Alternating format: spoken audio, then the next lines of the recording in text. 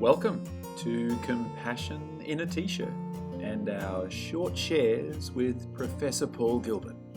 In episode 3, he gets down to business with what is compassion, and his answer is both elegant simplicity and the mystery of a deep sea. Certainly in the second edition, we're starting to talk about compassion, not in any great way. We talk about it a little bit in the 89 book, but I don't think it's landed as, actually, this is a central concept. We kind of thought what compassion was about. We wrote a little bit about it, but we didn't really, we were more thinking in terms of helpfulness and caring. We talked a lot about the caring system. In the 89 book, there's a whole series of chapters about caring. So it was all about caring. But then we began to realize that actually compassion was a little bit different to caring. Because, for example, you can care for your garden, and if your garden gets flooded, you get upset about that. But you don't have compassion because it doesn't have a mind. You only have compassion for individuals who can suffer, who have minds, who have conscious awareness. If your car gets damaged, you'd be upset about it. You'll look after it, you take it to the garage, but you won't feel sad for it, or you feel sad for you, but not for the car. So we began to become aware that compassion and caring obviously was very important, but compassion actually had this other domain layer, which is all about the way in which we think about things and so forth. And at the same time, I was reading more and more in the Buddhist literature, because I had been very much into it in the 60s and the late 60s and 70s when at university, because that was all with the Beatles. That was Maharishi and back, you remember that, those days? It's transcendental meditation. So I used to like to go to these meetings doing my transcendental meditations, but I always had this interest in this stuff, and then I became much more interested in it again, revisiting it again, and started thinking, oh my gosh, there's a whole real Aladdin's cave here of ideas, which I sort of was aware about, but didn't really, I sort of vaguely aware about, and started then in the 90s and 20s to begin to really study it and look at it in more detail. That maybe this is the thing then. This is much more an intentional awareness process as opposed to automatic caring. Animals automatically care for their offspring and everything, but they don't have compassion because it's not a knowing awareness of what they're doing. And then, as you know, in the mindfulness stuff and the Buddhist stuff, knowing awareness is the game, really. Knowing, understanding, being aware of what's happening as it's happening. So that was it.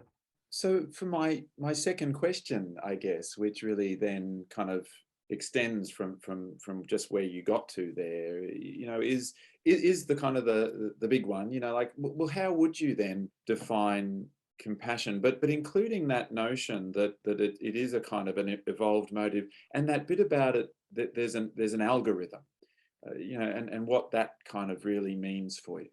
Yeah, so this is gradually, again, because you've been part of the journey, Stan, so you've seen it all and you contributed to it all.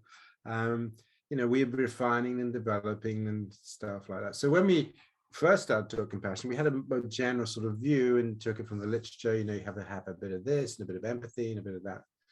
But because my background has always been very much biological, and also because of my behavioral background from my Sussex days, I was always very interested in the concept of an algorithm. Now, an algorithm is the basic process for any system.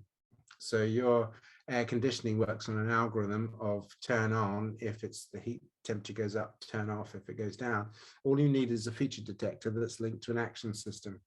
That is an algorithm. A feature detector linked to a action system. So you can have feature detectors for a threat, and then the action system is stimulates your amygdala, and you kind of become alert. You want to run away.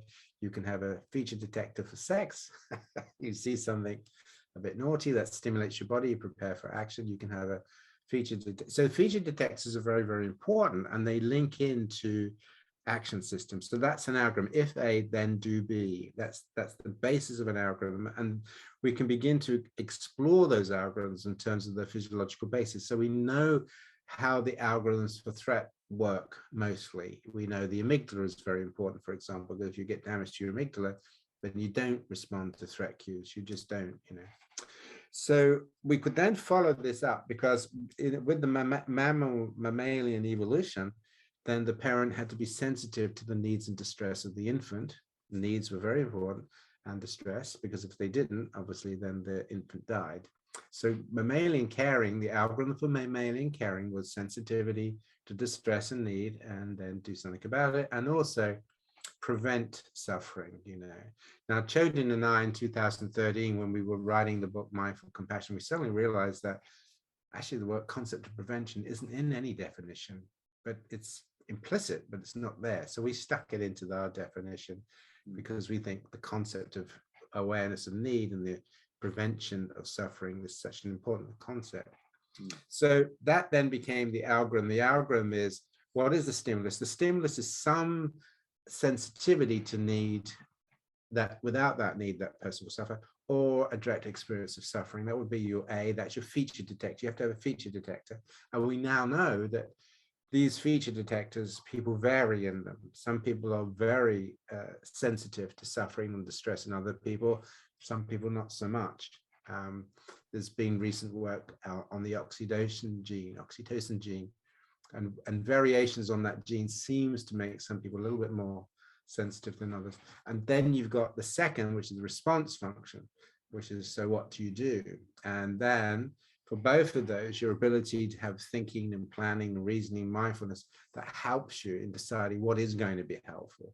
So it's difficult if you're not empathic, for example, to work out what's likely to be helpful. So when it comes to being compassionate, and you have to be sensitive to signals of distress, you have to be able to understand them, you have to be able to mentalize them, make some sense of what's going on for that person. And then the second response function is to work out what to do. Now, you and I talked about this a little bit. You know, people talk about compassion fatigue and so on.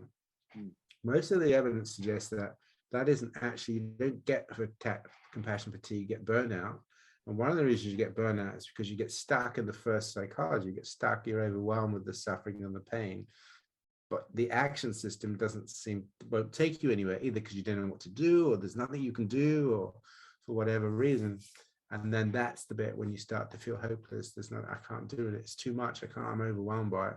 And then that's the problem. But your desire to be helpful, that doesn't go away. But you just get exhausted. You just don't want to do it anymore. So we have the feature detector and the action, the sort of, and really that's sort of the stimulus and the response in a sense. That's it, yeah. And you would equate those to first psychology and second psychology, or is there? Yeah, we used to do that. That's correct. I mean, again, it's all part of the process of change, and now we call them engagement and action. So the psychology of engagement. I think we had talked about this a little bit when we were together some years ago and over a beer or something.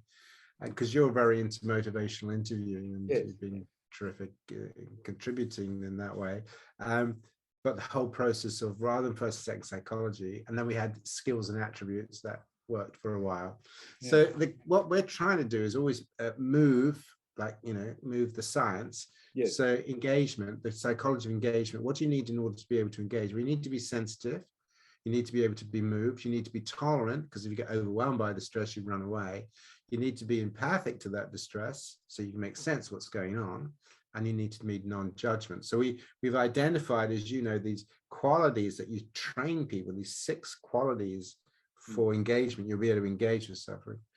And then the qualities of action. So, but once you've understood the nature of suffering, then you have to start to think about, okay, so what's going to help here? It's like going to a hospital with a broken leg. You know, people are sensitive to your pain and so on.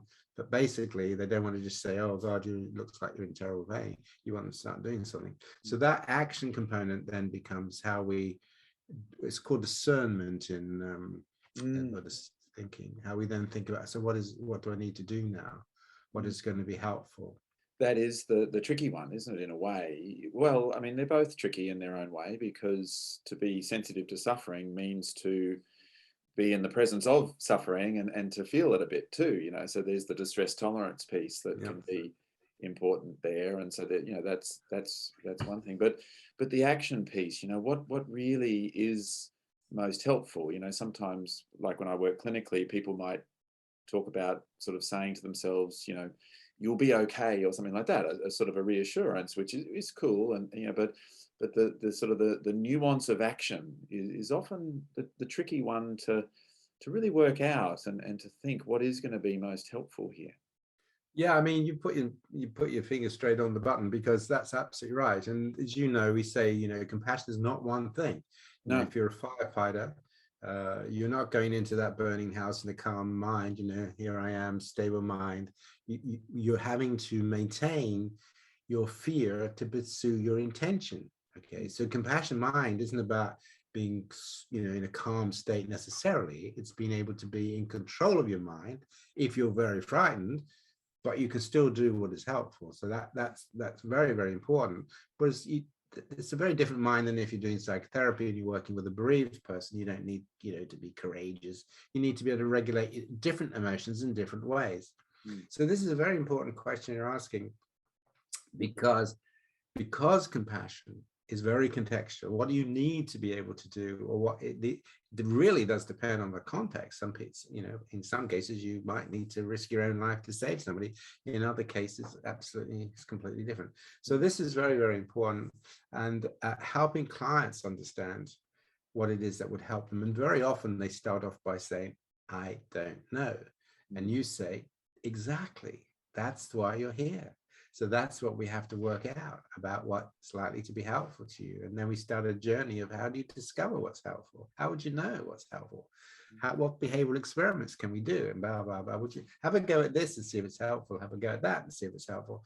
So then we start to engage in this the point that you're making, which is very important, of people working out what's helpful. And what you've noticed and we've noticed is that, of course, people often start off with what should be helpful. What should be helpful? So if you get them to have a sort of compassionate thoughts, they try to think, okay, so I can think this and that should help me. Does it? No. So that's no good then, is it really? So, when they're doing compassionate images, they try to create images that they think that should be a compassionate image, but actually doesn't do anything. So what you're looking for when you're doing stuff is also how it moves the body, because we're very body focused, because if it doesn't move the body, then we get a little bit suspicious. But it's a little bit, we always say this, a bit like sex, right? Now, you can have as many images as you like, but if it doesn't actually do anything in your body, you're not actually that interested in them. You can have images that you think should make you aroused, but they might not, in which case they're no use to you. So finding the ones that actually, you can only do this by carefully monitoring image and body, but it's the same when we're doing compassion. What's happening in your body? If it's all heady, that's not so good. Now, we've just finished a big study. Well, it's not actually a big study. It didn't have a lot of people, but on bipolar, with a bipolar group. And they're very interesting because for all kinds of reasons, a bit complicated, it was an extended training with lots of blocks and breakups, partly because of COVID. But that has given us an opportunity. We've had a number of focus groups at different stages of the therapy, and it's very clear that there is a process of change that requires time. So in the first days, the clients are saying, yeah, I get it, yeah, blah, blah, blah, blah, but it's very, very heady. And then as you move through, they're saying, I'm getting it, but actually I think it's starting to make me feel worse, because I'm beginning to engage my pain. I'm beginning to see things in a different way. I'm beginning to realize this, and I'm beginning to realize that. So you get this sort of slipping down.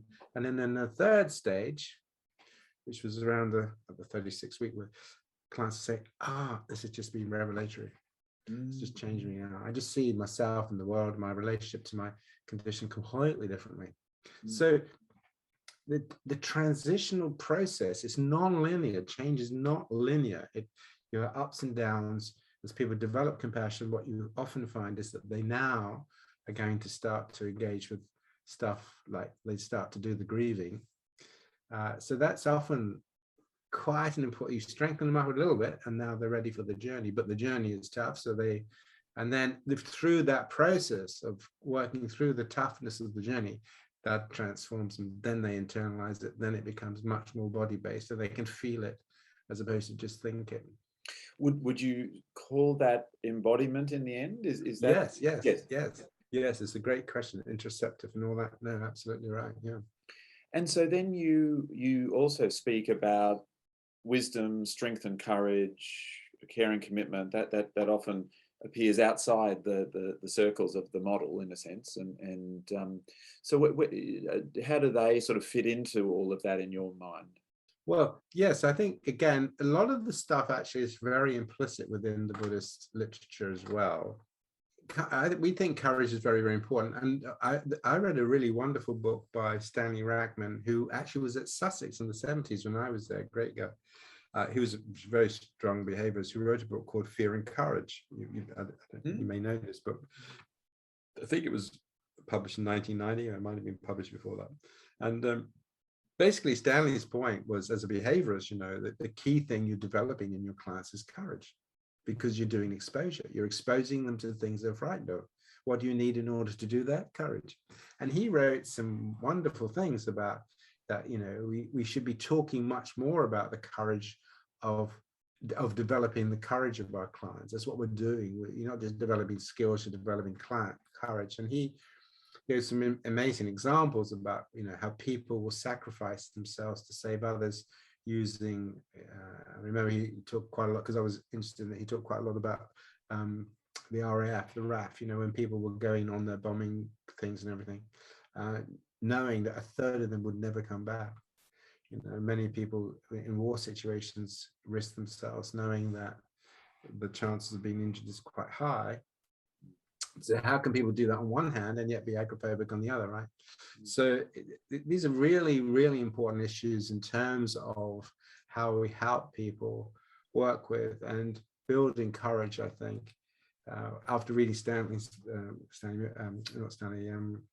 Rachman's book, became really quite an interesting process, but I hadn't really written very much about it. And then gradually it dawned on me, because I'm a bit slow with these things, that actually, of course, if you're going to engage with suffering, which is what all therapies do, all therapies engage with suffering, that's what they do, but then what we're doing is we're building people's courage. Now, how do you do that? Well, now then, if you have a compassion motivational system, because that motivational system is working through the vagus nerve and all that stuff, that's what gives you the basis of courage now, because you've got internal systems that will help you, and that is linked to the attachment stuff, right? So in the attachment system, the parent provides a secure base and safe haven to be able to face the world. So that's what you do. You create within yourself not ways of not feeling frightened, but ways of being able to work with feeling frightened. You're not frightened of being frightened. You can tolerate it, you can work it, you will maintain your intention in spite of fear. So that, I think, in a sense, that's always been the central issue of the behavioral approach to anxieties and that sort of thing. But what they don't do is they don't bring in this second threat regulation system, which we call the social safeness system, which is rooted in the vagus oxytocin links. So there you have the mystery of the deep sea, C for compassion. In episode 4, Paul moves from we are born with tricky brains to we are shaped by experiences, and the role of our early life in both our suffering and the compassion we may bring to it.